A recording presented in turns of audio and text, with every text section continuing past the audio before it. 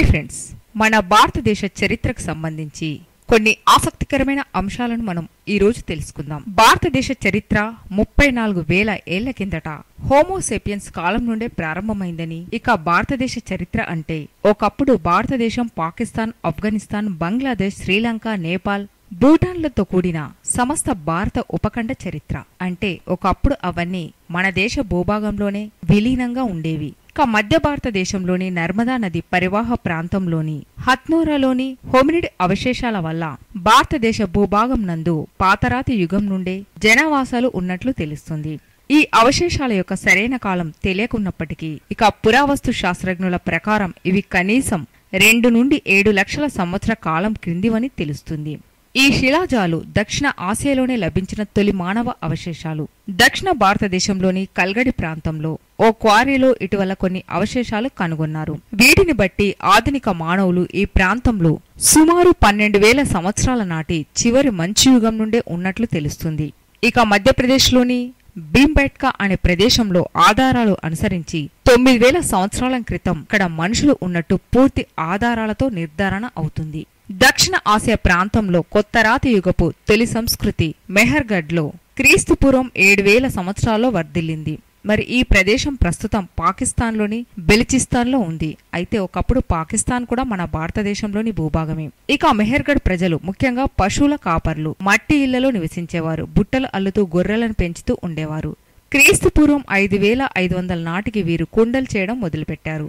అలాగే రాగి పనిముట్లను కూడా వాడడం మొదలైందని, అయితే వీరు ఏ కారణం వల్లనో ఖచ్చితంగా తెలియదు కానీ క్రీస్తుపూర్వం 2,000 నాటికి వీరు అదృశ్యమైపోయారు. అంటే వారి సంస్కృతి అనేది అంతరించిపోయింది. ఇక కంచు యుగం, సరస్వతి సింధులోయల కంచు యుగం వ్యవసాయదారిత జనపదాల నుండి పట్టణ జనావాసాల వైపు పురోగమనం మెహర్గఢ్ కాలానికి క్రీస్తుపూర్వం 3,000కు మధ్య ప్రారంభమైంది. ఈ కాలంలోనే భారతదేశం మొట్టమొదటి పట్టణ సంస్కృతి ప్రారంభమైంది. మరి అదే సింధులోయ నాగరికత.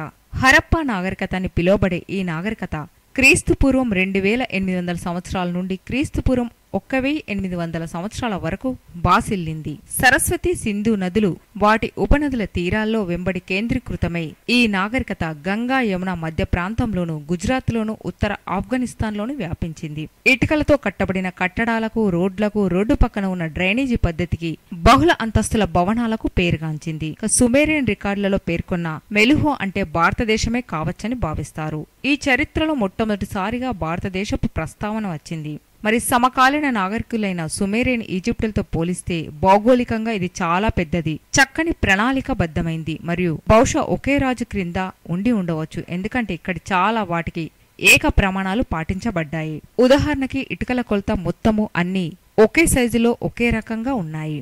ఇక మొహంజదారో ఈ నాగరికత కేంద్రం దక్షిణాన బొంబాయి వరకు, ఉత్తరాన ఢిల్లీ వరకు, పశ్చిమాన ఇరాన్ ఎల్లల వరకు, ఉత్తరాన హిమాలయాల వరకు ఈ నాగరికత వ్యాపించింది. హరప్పా, దొలవీరా, గన్వేరిహాలా, లోతల్ అన్నవి ఇక్కడ ముఖ్యమైన కనుగొన్న పట్టణాలు. సుమారుగా 50 లక్షల జనాభా వరకు ఉండి ఉండవచ్చని ఓ అభిప్రాయం. మరి ఇప్పటి వరకు 2,500 నగరాలు కనుగొనబడ్డాయి. ముఖ్యంగా లుప్తమైన సరస్వతి నది పరివాహ ప్రదేశము ఎక్కువగా కనుగొనబడ్డాయి. మరి ఈ సరస్వతి నది అంతరించిపోవడమే మరి ఆ నాగరికతల అంతరించిపోవడానికి ముఖ్య కారణమని నమ్ముతారు. ఇక ఆర్యుల గమన సిద్ధాంతంపై భిన్న అభిప్రాయాలున్నాయి. వైదిక నాగరికులు తొలుత పశువుల కాపర్లు, తర్వాత కాలంలో వ్యవసాయంపై ఆధారపడ్డారు. ఇక సమాజాన్ని 4 వర్ణాలుగా వర్గీకరించబడి అనేక చిన్న చిన్న రాజ్యాలు, జాతులు విలీనమై పెద్ద రాజ్యాలుగా ఏర్పడ్డాయి. ఈ రాజ్యాల మధ్య తరచూ యుద్ధాలు జరిగేవి. మరి ఆ కాలంలోనే వేదాలను 4 భాగాలుగా విభజించారు. వేదాలతో పాటు రామాయణము, భారతం కూడా ఈ కాలంలోనే వ్రాయబడిందని మరి కొందరి అంచనా. ఇక కురువంశం అనేది వేదిక నాగరికత కాలానికి చెందింది అని, మహాభారతంలోని పోరాట భూమికను పోషించడం పట్ల కొందరు చరిత్రకారులు మరి ఈ విధంగా అభిప్రాయపడుతున్నారు. ఇక క్రీస్తుపూర్వం 600 నాటికి భారతదేశంలోని గంగా పరివాహక ప్రదేశంలో, సింధు పరివాహక ప్రదేశంలో 16 రాజ్యాలు విస్తరించాయి. ఇందులో ముఖ్యమైనవి కురు, కోశల, మగధ, గాంధార. ఇవి ఎంత ముఖ్యమైనవంటే ఉపనిషత్తులు కూడా ఈ కాలంలోనే వ్రాయబడ్డాయని ఓ అభిప్రాయం. ఈ కాలంలో రాజభాష సంస్కృతము. మరి గౌతమ బుద్ధుడు ఈ కాలం నాటి వాడే. జైన మతము స్థాపించిన మహావీరుడు కూడా ఈ కాలానికి చెందినవాడే. మరి ఈ 2 మతాలు సులభంగా ఉండి ప్రాకృత భాషలో బోధించారు. అందువల్లే సామాన్యులు వీటిని ఎక్కువగా ఆదరించడం జరిగింది. తర్వాత బౌద్ధ మతము టిబెట్, జపాన్, శ్రీలంక, దక్షిణ ఆసియా దేశాలకు వ్యాపించింది. క్రీస్తు పూర్వం 500 సంవత్సరంలో ఈ ప్రాంతంలో పర్షియన్లు ఆక్రమించారు. మరి వీరి ప్రభువైన డేరియస్ I ఇందుకు ముఖ్య కారకుడు. పర్షియన్లు తక్షశిలను తమ రాజధానిగా చేసుకున్నప్పటికీ వీరి ప్రభావం మాత్రం నామమాత్రంగానే ఉండిపోయింది. మరి వారు 150 సంవత్సరాలు ఈ ప్రాంతాన్ని పాలించాక అలెగ్జాండర్ వీరిని ఓడించాడు. ఇక శిశునాగ వంశము మగధ సామ్రాజ్యాన్ని క్రీస్తుపూర్వం 684 సంవత్సరాన నెలకొల్పింది. దీని రాజధాని పాటలీపుత్రము, మరి ప్రస్తుతమున్న పాట్నా. ఇక ఈ వంశము క్రీస్తుపూర్వం 424 వరకు పరిపాలన సాగించింది. తర్వాత నంద వంశం చేత ఓడింపబడింది. మరి ఈ కాలంలోనే బౌద్ధమతము, జైనమతము స్థాపించబడ్డాయి.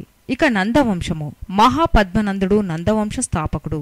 ఇక మహాపద్మనందుడు కాలశోకుడు మరియు అతని 10 మంది కుమారులను సంహరించి రాజ్య సింహాసనాన్ని ఆక్రమించాడు. మరి ఇతనికి మహాక్షత్రపతి అనే బిరుదు కూడా ఉంది. ఇక క్రీస్తు పూర్వం 4వ శతాబ్దంలో మహాపద్మనందుడు తెలంగాణ ప్రాంతాన్ని మగధ రాజ్యంలో విలీనం చేశాడని, ఈ మధ్యలో కరీంనగర్ రామడుగు వద్ద నందరాజుల కాలం నాటి విగ్రహం ఒకటి ఇటీవలే బయటపడింది. మరిది మౌర్యులకు పూర్వమే మహాపద్మనందుడు తెలంగాణ దాకా తన రాజ్యాన్ని విస్తరించాడన్న విషయానికి సాక్ష్యంగా నిలుస్తుంది. క్రీస్తు పూర్వం 5-4 శతాబ్దాల మధ్య నందవంశ పాలనకు శ్రీకారం చుట్టిన మహాపద్మనందుడు అపారమైన నిధిని భూగర్భంలో నిక్షిప్తం చేసినట్టు ప్రసిద్ధమైన కథ ప్రచారంలో ఉంది. ఈ మహాపద్మనందుడి వారసుడే మౌర్య చంద్రగుప్తుడు. 1,00,000 కోట్ల సువర్ణ ముద్రికలను సేకరించి నందరాజు ఆ నిధిని గంగానది అడుగున నిక్షిప్తం చేశాడట.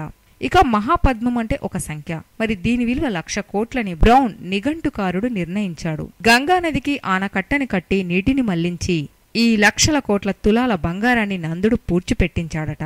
అంటే 1,000,000 టన్నుల బంగారం అన్నమాట. ఆ తర్వాత ఆయన నదిని మళ్లీ సువర్ణనిధి నిక్షిప్త ప్రాంతం మీదుగా మళ్లించాడంట.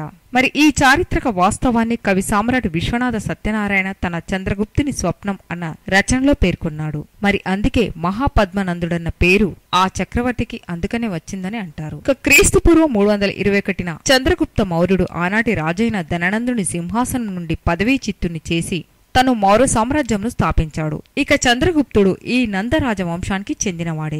చాణక్యుని ధననందుడు అవమానించినందువలన చంద్రగుప్తుడు చేతని వారి వంశాన్ని నాశనం చేసేలాగా చేశాడు. ఇక చంద్రగుప్తుని తర్వాత అతని కుమారుడు బిందుసారుడు దేశానికి రాజయ్యాడు. మరి ఇతని కాలంలో ప్రస్తుత భారతదేశం మొత్తాన్ని ఆక్రమించింది. మొదటిసారిగా ఉపఖండం మొత్తం ఓ జెండా క్రిందికి వచ్చింది. తర్వాత ఈ సామ్రాజ్యానికి అశోక చక్రవర్తి రాజయ్యాడు. ఇక అశోక చక్రవర్తి రాజ్యాన్ని విస్తరించడానికి కళింగ సామ్రాజ్యాన్ని ఆక్రమించాడు. ఆ తర్వాత రక్తపాతాన్ని చూసి మనసు మార్చుకొని బౌద్ధ మతాన్ని స్వీకరించాడు. ఇక భారతదేశ చరిత్రకు అత్యంత పురాతన ఆధారాలు అశోకుడి కాలం నాటి శాసనాలే. మరి వీటి ఆధారంగానే వివిధ రాజవంశాలు కాలాలు లెక్కించబడ్డాయి. ఈ రాజు వల్లనే బౌద్ధమతం ప్రస్తుతం ఉన్నటువంటి దేశాలు అన్నింటిలో వ్యాపించింది. అత్యంత గొప్ప పాలకులలో ఒకరిగా అశోక చక్రవర్తిని పరిగణిస్తారు. ఇక శుంగ వంశము క్రీస్తుపూర్వం 185 సంవత్సరంలో సుమారుగా అశోకుని మరణం అనంతరం 50 సంవత్సరాల తర్వాత ఏర్పాటు చేయబడింది. మరి అప్పటి మౌర్యరాజు బృహద్రథుడు ఇతను తన సైన్యాధిపతి చేతిలో సైనిక వందను స్వీకరించుతున్న రాజు బృహద్రథుడిని చంపి సింహాసనాన్ని అధిష్ఠించాడు. ఇక మధ్యయుగము, మరి దీన్ని స్వర్ణయుగంగా అంటారు. ముఖ్యంగా గుప్తుల పరిపాలన కాలాన్ని స్వర్ణయుగమని పిలుస్తారు. ఈ కాలంలో భారతదేశం చాలా వరకు భౌగోళికంగా ఏకం చేయబడింది. రాజకీయ, సాంస్కృతిక, శాస్త్రీయ విషయంలో చాలా అభివృద్ధి చెందాయి.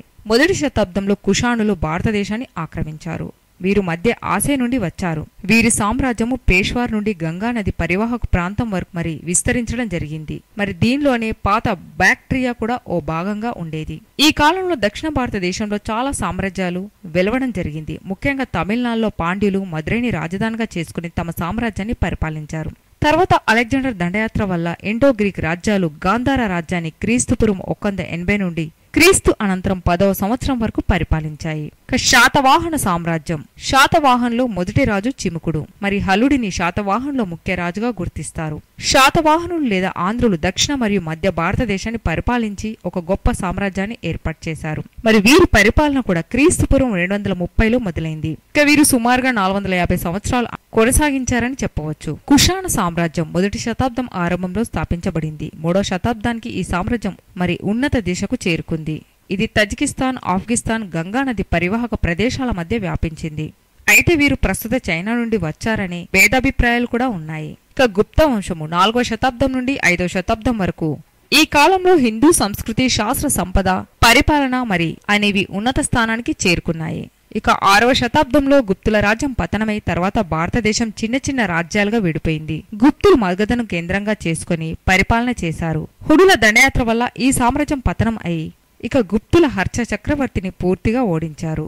ఇక తమిళనాడులో చోళ, కేరళ యందు చేర రాజ్యాలు స్థిరపడ్డాయి. ఇవి సుగంధ ద్రవ్యాలు వంటి వాటిని పశ్చిమాన ఉన్న రోమన్ రాజ్యానికి ఎగుమతి చేసి ముఖ్యంగా సముద్ర వ్యాపారంను బాగా అభివృద్ధి చెందించాయి. 7 నుండి 9 శతాబ్దం వరకు 3 వంశాలు ఉత్తర భారతదేశంపై ఆధిపత్యం కొరకు యుద్ధాలను చేశాయి. మాల్వ నగరానికి చెందిన ప్రతిహరులు, బెంగాల్కు చెందిన పాలులు, దక్కన్కి చెందిన రాష్ట్రకూటులు. ఇక చాళుక్యులు దక్షిణ భారతదేశంను 550 నుండి 750, మళ్లీ 970 నుండి 1190 మధ్య పరిపాలించారు. వీరికి పల్లవుల నుండి చాలా గట్టి పోటీ ఉంది. శ్రీలంక మరియు చేర రాజ్యాలు పల్లవులకు, పాండ్యరాజులు చాళుక్యులకు సహాయం చేశారు. ఈ 2 రాజ్యాలు కూడా చక్కని దేవాలయాల నిర్మాణాలు చేశాయి. ఇక 9వ శతాబ్దానికల్లా చోళులు చాలా శక్తివంతమైన సామ్రాజ్యంగా ఆవిర్భవించారు. ఈ సామ్రాజ్యం 13వ శతాబ్దంలో విజయనగర సామ్రాజ్యం స్థాపించేంత వరకు ఓ వెలుగును వెలిగింది. మరి వీరి నిర్మాణాలు పోలిన నిర్మాణాలు ఇండోనేషియాలోను, శ్రీలంకలో చూడవచ్చు. ఇక ప్రతిహరులు రాజస్థాన్ని పరిపాలించిన రాజులు. వీరు 6 నుండి 11వ శతాబ్దం వరకు పరిపాలించారు. రాజపుత్రులు రాజస్థాన్లో 6వ శతాబ్దంలో, మరి వీరు ఉత్తర భారతదేశాన్ని చాలా వరకు పరిపాలించారు. ఇక గుజరాత్లో సోలంకి, మాల్వా, పరామర అనే రాజులు పరిపాలిస్తుంటే హర్యానాలో తోమర రాజు యొక్క వంశస్థులు పరిపాలించడం అనేది జరిగింది. ఇక కాంచీపురాని పల్లవ రాజులు 4 నుండి 9వ శతాబ్దం వరకు పరిపాలించారు. ఇక తురుష్కుల దండయాత్రల తర్వాత భారతదేశంపై సుమారుగా ఓ 1000 సంవత్సరాలు వివిధ చిన్న చిన్న ముస్లిం రాజుల దండయాత్రలు కొనసాగాయి. తురుష్కుల దండయాత్రలకు ముందు అరబ్బు యాత్రికులు దక్షిణ భారతదేశంలో చక్కగా వ్యాపార సంబంధాలు కొనసాగించారు. ఇక 11వ శతాబ్దంలో తురుష్కులు మరియు ఆఫ్ఘన్లు భారతదేశ రాజధానిపై దండెత్తి ఢిల్లీని ఆక్రమించారు. తర్వాత బానిస వంశం ఖిల్జీ వంశము పరిపాలన సాగించాయి. ఆ తర్వాత ముస్లింలు, మొఘల్ పరిపాలకులు ఈ విధంగా భారతదేశాన్ని పరిపాలించడం జరిగింది. ఇక హరిహర బుక్క అను సోదరులు ఇద్దరూ కలిసి తుంగభద్ర నది ఒడ్డున స్థాపించిన సామ్రాజ్యము దక్షిణ భారతదేశ చరిత్రలో ఓ ఆణిముత్యంగా రూపొందింది. ఈ కాలంలో ఈ సామ్రాజ్యాన్ని విజయనగర సామ్రాజ్యం అని కూడా అంటారు. దీన్ని 1336లో స్థాపించారు. శ్రీకృష్ణ దేవరాయలు ఈ వంశంలో ప్రముఖ వ్యక్తి. 1560లో తిల్లికోటలో బహుమని సుల్తాన్ చేతిలో పరాజయాన్ని చవిచూసినప్పటికీ ఈ రాజ్యం తర్వాత ఓ శతాబ్దం వరకు పరిపాలన సాగింది. ఇక 16వ శతాబ్దం తొలినాళ్లలో ఖైబర్ కన్మదాటి వచ్చిన బాబర్ మొఘల్ సామ్రాజ్యాన్ని స్థాపించాడు. ఇది సుమారుగా 200 సంవత్సరాలు ఉత్తర భారతదేశాన్ని పరిపాలించింది. చివరి నాళ్లలో ముఖ్యంగా ఔరంగజేబ్ కాలంలో తన ఉనికిని హైదరాబాద్ వరకు వ్యాపించింది. 1707 తర్వాత నెమ్మదిగా నాశనమవుతూ పూర్తిగా నిర్మూలించబడింది. మరి ఈ కాలంలోనే భారతదేశంలో అనేక రకాల హిందూ దేవాలయాలు, అనేక సంస్కృతులు అనేవి సమసిపోవడం జరిగింది. మరి ఇది ఒక పెద్ద సాంఘిక మార్పును చవిచూడడం అనేది జరిగింది. ఇక మరాఠా సామ్రాజ్యం మహారాజు శివాజీ చేత 1674లో స్థాపించబడింది. వీరు నాటి బీజాపూర్ సుల్తాన్లను ఓడించారు.